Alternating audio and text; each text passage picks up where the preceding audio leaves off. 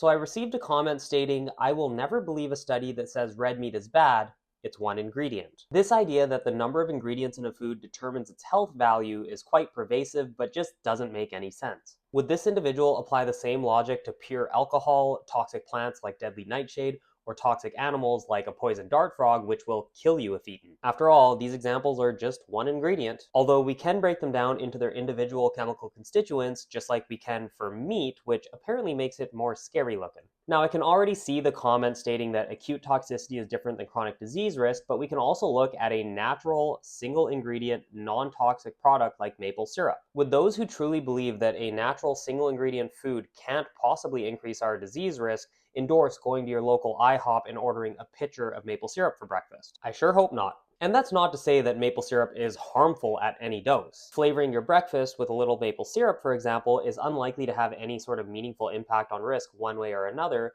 but at a point, the added calories and high rate of consumption from literally drinking the stuff is likely to be problematic, much like sugar-sweetened beverages. And it's a similar deal with red meat. No reasonable person is suggesting that consuming red meat as little as, say, once a week is going to be problematic, but daily consumption of even unprocessed red meat is associated with a higher risk of certain diseases like coronary heart disease, especially when being consumed in place of healthy plant protein sources. So I just don't get why it's so hard to accept that at a point, red meat likely does increase risk.